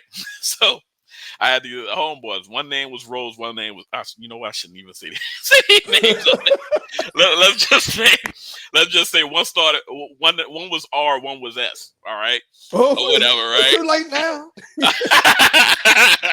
Like Rod, they come across this damn podcast and be trying to sue me for defamation. Like I'm lying on it. It ain't no lie. So anyway, right? Or whatever. So like these 2 fools, I was cool with both of them, but they love to play practical jokes. You know how military cats be and shit like that. They're young or whatever. They acting crazy. So the shit started off kind of innocent or whatever, right? One person put baby powder, another one hat. They go to put their fucking hat on and shit, baby powder fall on their face, dumb shit like that, right? Yeah. So like they were going back and forth with crazy shit, dude. Then it just started escalating, right? I'm talking about like fucking getting out of control. So then it went to like, we had our dress uniforms. You know what I'm saying? I know if you ever seen the Navy dress uniform, we have the all white, so we have the all blue. The worst fucking uniform in the military, by the way, hands down. Like we have the worst fucking. I cannot stand the Navy uniform. It's the absolute worst. You know what I'm saying? Marine Corps kills it with this shit. They got a sharp ass fucking uniform. I ain't gonna lie. The Army tried it and it didn't work. So then we went to them. We went to all these different other ones. Now they got the Army's clean too, though. But they new ones. The new ones are clean. Yeah, the Army's got some clean shit too. But like I said, so anyway, we had the summer whites. It was summertime or whatever. So this dude pissed in the other one iron. So when he go to iron his shit, the Steve, I have his whole fucking uniform yellow and shit, right? No. We gotta fight over that. That's what I'm saying. So like I'm telling you, bro, like this shit just kept escalating. Next thing you know, one of them they put tacks in the other one's shoe. So when they go to put on their fucking boot, now you're drawing blood and shit. I'm like, bro, and I'm telling them the whole time, I'm like the OG over there because I joined a little bit later. I joined when I was 23. We talking about kids straight out of high school. Yeah. So I'm like, bro, y'all going too far, man. Like this shit's getting out of hand. You know what I'm saying? Yeah. Next thing you know, the other one that broke into the other one room because they were headmates. You know what I'm saying? So like, one was in this room, but the bathroom connected both. So that's how they would sneak into the other one's room and fuck shit up or whatever. So, he pissed that man iron though. That's what I said. I'm telling you, bro. So then, the next thing is they got one of them grabbed the other one toothbrush and rubbed it around the toilet and shit like that and put it back up there, bro. Like I'm talking about like diabolical shit. You know what I'm saying? Good thing the dude got warned before he used the toothbrush and shit, right? So it's escalating, and I'm cool with both of them. So I'm like, bro, like I'm hearing the stories from each one of them and what the other one did to the other one and shit like that. I'm telling them both, like, yo, y'all need to chill, man. Like this shit getting out of control, bro. You know what I'm saying? This shit getting out of control. You know what I'm saying? So man, the shit all came to an end when the grand finale or whatever, right? So the R he was transferring out because of the air traffic controller. Like they do all these tests and shit. You can't be colorblind. You can't have asthma and shit like that or whatever. So like I think it was something with his breathing or some shit like that. So they was making him pick another job. He ended up being like being transferred. Well, he was supposed to be transferred to Meridian, Mississippi to be a yeoman or whatever, admin. Yeah. So I'll never forget this day, bro. He was packing up his shit to leave. You know what I'm saying? The bus was coming to pick him up, take him to the airport so he could fly to Mississippi. Bruh, all I heard was a fucking scream, like to the top of my to the top, like because we used to have, in any one of those type of dorm situations, you have like we call them petty officers. In y'all world, it'd be a sergeant or whatever, Yeah, right? Or yeah, whatever, who's been in the military for a minute, and they kind of the person who's over everything. You know what I'm saying? To make sure that all of the new people knowing what they're doing and shit like that, yada yada yada. So, I never forget there was a female who was like watching everybody. She had been in the fleet and she was a freak too, bro. Like she was fucking all of the people who had just got out of boot camp, dude. It was ridiculous. That's a whole nother story for another day. morale welfare, baby. Morale welfare. So anyway, bro. So she's screaming to the top. I'm like, man, what the fuck's going on? Because mind you, I told you I'm in the first door. You know what I'm saying? Going down this hallway or whatever. So I'm hearing this shit, like, and because the next thing is the desk that she's sitting at or whatever in the lobby part or whatever. And she's screaming. So I open up my room, bro. She's like, what the fuck happened in here? Blah blah blah blah blah. YR went in S room, bro, and put shit all over the room. I'm talking about on the handles of the dresser, underneath the pillow, a cup of shit in the refrigerator, a cup of shit in a dropped ceiling tile, on the bed. I literally have never seen that much shit. I didn't even know a human body could produce that much shit, to be honest with you. All over the fucking room, everywhere you could possibly think about somebody trying to cram some shit. That's what shit was, bro. The room fucking reeked. Absolutely fucking reeked. I mean, he pissed in that bad iron though. Yeah, I mean, and that was my whole point, right? So I'm telling him, like, bruh, there's only one other way to go from here. You done used the pistol. Pistol been used already. You know what I'm saying? I'm like, y'all going too goddamn far. You know what I'm saying, bruh? When I said that shit was wild, literally and figuratively. You know what I'm saying, bruh? Hey, bro, this shit funny as fuck, bruh. She called the fucking military police, like, stop that fucking bus. Stop that motherfucking bus from getting to the airport. I want his ass court-martialed. You know what I'm saying? Bro, I don't even know what ended up happening to the dude, bro. I literally don't. I wish I did, bro. But that shit, yeah. Hey, man, insane, bro. That shit is funny as fuck. I'm telling you, bro. Oh, man. Yes, That's sir. funny. That's funny, man. I got tears in my eyes. That's funny as fuck, man. Yeah, man. I'm telling you, bro. Like, some crazy shit be happening in the military, bro. And like I said. All right, so next question, because I got to get ready to wrap it up because I think I'm about to run out of time. So I got to get ready to wrap this. So hold on. So the next question. Mm-hmm. Which military? I still trying to get past the shit. And the piss in the iron. The piss in the diabolical, iron, bro. That's diabolical. That shit is that is nasty work for real. Literally, yes, that's sir. nasty work. That's diabolical for real. Like, nah, dog. All right. So, okay. So, which military base was you at that had the dirtiest surrounding city? Well, that's the thing. Like, you got to understand, like, it's a little bit different for me, right? Because I was on a ship. Like, we deploy off of a ship. So, it's not necessarily like we be on a base more than anything. So I will say, and to kind of answer that question as best I can, one of the poorest and dirtiest places I visited, you know what I'm saying, had to be Timor-Leste, Indonesia. That place was wild, man. You know what I'm saying? And I've been to some of the richest countries in the world, like I said, the Bahrains and Dubai's and shit like that, where you just, in Egypt, I've been telling people that. I was there for 6 months. And I was like, look, man, I'm telling y'all. But Timor-Leste, Indonesia, man, like I'm talking about 10 hut houses. Oh, you say Indonesia? I thought you said Egypt. No, Indonesia. I'm talking about 10 hut houses, dude. Like kids running around, barely any clothes on, no shoes. You know what I'm saying? Barely any running water at this place. I told you. I don't know if I told you that story, man. Like I remember when we first got off the ship, man. You like, and the craziest part about it is our captain of the ship, the CEO, he was like, hey, when y'all go there, man, like ain't shit for y'all to do, ain't much nothing for y'all to you know what I'm saying, spend no money on. I have no good time. He told us straight up. He was like, but they need money to stimulate the economy. So figure out some way way to get them money. You know what I'm saying? So you come off the ship and like it's these little kids running up to you with these fake ass Tommy Hilfiger hats and shit. Goddamn Tommy Hilfiger upside down and shit like that or whatever the word. Like, what the fuck? You know what I'm saying? And like they try to sell you this shit, man, and you just like, here, man, take a $10 bill. I don't give a shit. I don't even want that hat. You know what I'm saying? Goddamn have the brim of the hat falling off and shit. Like, whatever, man. Or whatever. So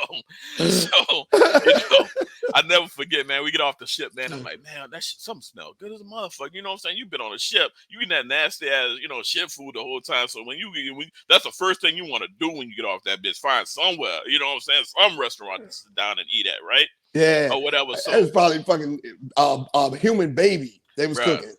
So we're walking up, the smell getting stronger. So I'm looking over, I'm like, oh man, buddy got a grill going over there. You know what I'm saying? So we walk close. I'm trying to say, what he got going on? Pigeons. Buddy was barbecuing. I shit you not. He was barbecuing pigeons, bro. You know what I'm saying? Look, they used to do the same thing. We had a dude they was like, oh, we going over to the chicken man house, blah, blah, blah. Mm-hmm. I said, I like, my boy, we've been here for 4 months. How many chickens have you seen? Bruh, so here's the thing. Right? I'm glad you mentioned that or whatever, right? So we go up into the restaurant, right? And like they tell us, like, yo, don't even fucking get any like soda drinks or fountain drinks and shit like that or whatever. They're like, you'll fuck around and get malaria in this motherfucker. You know what I'm saying? It was like, they're like, bruh, like the safest thing for you to drink is beer because it's in a fucking bottle. You know what I'm saying? Like, ain't nobody fuck with it because you got to open up the bottle and shit. They're like, yeah, I suggest that's what y'all drink while y'all out here. You know what I'm saying? So that's what we did. We go into they only had like 3 restaurants on the whole fucking like little island and shit. So we go up there, man.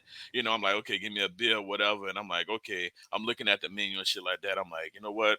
Let me get that chicken salad or whatever, right? So, my homeboys are like, man, salad, man, what the fuck you eating chicken salad or whatever, man? No, we ain't eating fuck, we ain't no good food and forever. We on the ship and shit. I'm like, man, give me this burger. You know what I'm saying? This dude like, yo, give me this steak or whatever, blah, blah, blah, blah, blah, right? So I'm sitting there and I'm busting out laughing at these assholes, right? They're like, what's so fucking funny? Like, we ordered the burgers and blah, blah, blah, blah, blah. I said, bruh. Y'all niggas eating you booty seen meat. Any fucking cows on this island? I seen chickens running around here. So I know that this chicken legit. You know what I'm saying? Have you seen any? Do you really think they can even afford to get any fucking cows on this island? Buddy out there cooking pigeons, and you talking about I'm eating a fucking burger and a steak. You think that's what, bruh? You eating goddamn morgue meat, my boy. Shit, on the real. Be lucky if that shit wasn't a goddamn eating goddamn Mickey Mouse, bruh. You know what I'm saying? I still ain't get past the shit and if it's in the eye. Bro, that shit got me in tears, bro. Bro, I'm telling you, man. I told you we might have to do a part 2, bro. Cause I got a load more stories of that shit. Yeah. I would say, me too, man. Me too. Oh shit! From the sound of it, I know you do. Oh man, listen, and look, and no disrespect to the boot, but my dirty city was Leesville. Mm-hmm. Man, bro, Leesville was like Baghdad with a Walmart. Oh yeah, man. Shit out there. Hey, nothing out there, man. And matter of fact, they used to call that Walmart because there was only one Walmart in that motherfucker. They used to call it Club Walmart. Club Walmart. Because everybody's, you know what I'm saying? Like that was the fucking spot to hang out at. And they had a place called Billy Goat Hill. They had some little clubs on it. Mm-hmm. But the best one burned down. Somebody burned that bitch down. and then the other one went out of business. It was called Paradise. I just went out of business. Then another one, they closed because people kept getting DUIs living from it. And then because they set up speed traps on that road.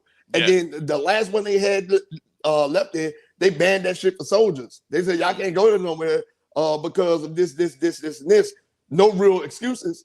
And then that club wound up getting shut down, whatever it may be, Wild Rides. Then they reopened it with another name. And then I was like, man, nobody going to that shit. And them military clubs be wild anyway, man. They used to have this place in San Diego called a Trophy Lounge, right? Yeah. Or whatever. And bruh, when you was on deployment, if your girl was left behind and she was in that motherfucker, some officer was getting in them guts, dude. Hands down, bruh. That's what I'm saying. The clubs was like a lot of clubs would be filled with privates, the young privates or military spouses. You know what I'm saying? Yeah, exactly. I was like, shit, all right. Yeah, military spouses. You trying to get active in here? All right. Exactly. Yeah, man. Shit. Man, Yes, that's sir. funny as shit, man. But man, look, tell everybody where they can find you at, man. Yeah. I still ain't getting over the like why this nigga pissing his iron, dog? Bruh, diabolical. Bruh, diabolical. I got to tell you about my next time when we do our part 2. I'll tell you about my experience on my first duty station and that debacle or whatever. Oh, But yeah, listen, I told the story because I do story times every week. I told the story on here about how I got rabies. mm. Yeah, I told a bunch of stories about from that yeah. duty, my first duty station. Oh man, when I got there, that shit was the wild west down there. Yeah, that was a wild story, man, or whatever. But yeah, so you can find me at JermaineWhittleyAuthor.com. You can purchase any one of my books there. Definitely visit brothersandsisтерsinc.org. That's brothersandsisтерsinc.org. We definitely trying to build, trying to grow, trying to expand. You can go there. You can look at the different services we provide. You can also donate. Our biggest thing is we want to get to a point that we can expand our program to help more and more military veterans, and we actually want to do one of the things that I'm working on right now is to help the junior deployed personnel in all of the branches to provide them with care packages and stuff like that. Because a lot of these people don't have that family. A lot of people join the military because they don't have any family. You know what I'm saying? So, Yeah. And as well as I know, man, don't nothing feel better than getting a care package. You don't give a damn what's in there. I used to tell my ex-wife, send me the damn newspaper. I don't care what you sending. Man, you know my partner Doug his mom used to send us a little bits of bud in the camera roll and send us little shots. Mm-hmm. Yep. It's funny. A lot of people used to send the champagne chocolates because you could kind of sneak that past. You know what I'm saying? So you you try your best to get a buzz off of that shit. Pop as many of them little chocolates as you can, man. You know what I'm saying? Yep.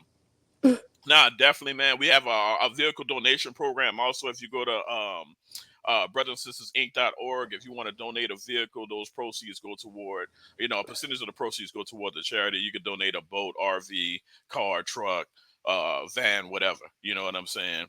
So definitely check that out. It don't even have to be running or anything like that. The paperwork don't have to be straight or whatever. We take care of all of the paperwork and get everything processed and everything transferred, and then you get a good tax deduction for it also. So definitely look into that. And then we have a bunch of different events. I'm sure we have our coat drive October 5th. We plan on giving out at least 150 coats to those in the community in need. We'll be in Colmore Manor, Maryland, distributing those. More information to come with that. Bunch of different programs, stuff like that going, man. Definitely, like I said, it's been an absolute pleasure. We got to do a part 2. Yeah. Oh no. Yeah. It's more to come. Yes, sir. There's more to come. This shit is funny. 100%, man. Yeah. Yes, sir. I've enjoyed the Jackass experience. Yeah, man. This is funny. What about social media? Instagram. Yeah. Brothers and sisters. I'm sorry. You can find us on Instagram at Bro and Sis Cares. Instagram. What else? On X, Bro and Sis Cares. Yeah. What else? Yeah, that's pretty much it, man. Oh man. Facebook. That's what it was. Sorry. Facebook, Bro and Sis Cares at Facebook. Okay. On Facebook also. All right, man. Look. Bro and Sis Cares, man. All right, man. Look, it was a pleasure having you on here tonight, man. I'm gonna go to sleep thinking about this motherfucker pissing in this new iron. That's just funny, man. But man, look, it was a pleasure, man. We definitely gonna have to do a part 2, part 3. We have to make this. We're gonna have to do this shit all the time. This shit is fun, man. Oh yeah, absolutely, man. Had an absolute blast. Thank you for having me, man. All right, man. Thank you, man. Now I gotta get this show rolling, though. All right. All right, have a good one, man. All right, my man. Take care. All right, go on. All right. All right, y'all. So we already discussed the read of the week, so ain't no sense to beat the dead horse. The read of the week is Jermaine's dictionary, the Gemini protocol. All right. So ain't no sense to beat no dead horse with that one. We know what the read of the week is. All right, the community events. The community event. He already told y'all what the community event is because I was going to say it. It's the Brothers and Sisters coat drive. I'm trying to get my bearings back. So it's the community event this week. It's the Brothers and Sisters coat drive. They're going to do October 5th, so they need the coats by October 1st. So they collect the coats till October 1st. And you can drop them off at 8201 Corporate Drive, Hyattsville, Maryland. All right. 8201 Corporate Drive, Hyattsville, Maryland. And make sure the coats are gently used, okay? Don't bring no bullshit ass coats. And we already talked about that a bunch. So that nigga putting shit all over his room too. Now, with all that positive stuff and all the bullshit that we talked about tonight, we're gonna get into the dumbass of the week. Fuck is you talking about? Dumbass of the week, right? So listen, man. We said we weren't gonna get into no politics tonight, right? Said we're gonna wasn't gonna get no politics. But we're gonna touch in on this a little bit, right? Because there's no such thing as stupid till you get to a certain point, right? I can't stand no politician. They can't tell you what a woman is. All right. I love everybody, but a politician can't tell you what a woman is not for me. So any politicians that want to confuse children and not tell them what a woman is or what a man is, what a boy and a girl is, that's just stupid to me, right? So my dumbass of the week this week is the state of fucking Connecticut. The state of Connecticut, the governor, the mayors, you know what I'm saying, the senators, the congressmen, and y'all as an establishment are getting dumbass of the week. Fuck is you talking about? Fucking stupid. Y'all getting dumbass of the week, which you do deserve. And I'm not only gonna give it to you guys. I'm gonna give it to every state that's doing this. Every state that's doing this. We're already confused as a people in this country as is. Very, very confused as a people in this country as is. Right? Confused. We got people with the mentally ill, confused. People throw it off, doing things, saying they're cats, dogs, whatever the case may be. And y'all just fueling that fucking fire. We understand y'all trying to reduce the population of people in this country, and y'all doing a good job of it by pushing the agendas that y'all doing, right? Y'all doing a good job. Food, water, bullshit agendas, stuff like that. Get it, got it. Good to go, right? But the state of Connecticut, as an establishment or organization, as a fucking state in this country, is getting dumbass weak in all the states that follow them. You know why? Because they passed a law. They passed a law to put tampons in boys' bathrooms. In elementary schools, in middle schools, in high schools. Elementary schools, middle schools, high schools. They passed a law to put tampons in boys' bathrooms. The world is already a confusing enough place as is for adults. Why would you do that to the fucking kids? State of Connecticut and every state that's doing this, you fucking losers. Y'all are the dumbasses of the week. Fuck is you talking about? The kids are already confused because they're seeing things that they should be seeing at a young age anyway. They confused about what's going on in this world because of the way parents are acting, the way adults are acting, and stuff like that. But you're gonna add to the confusion by putting tampons in the boys' bathroom. California, it's against the law. If a kid comes to school and says he identifies as something, it's against the law for the school to notify the fucking parents. What happened to the rights of the parent for their child? I understand, and it's fucked up. A little lawless for y'all. Once y'all turn y'all kids over to these public schools, they're custody of the state. So y'all know. Just so y'all, if y'all don't know, right? They're custody of the state. And that fucking sucks. Because they have to go to school because we have to work, right? So, yeah, state of Connecticut.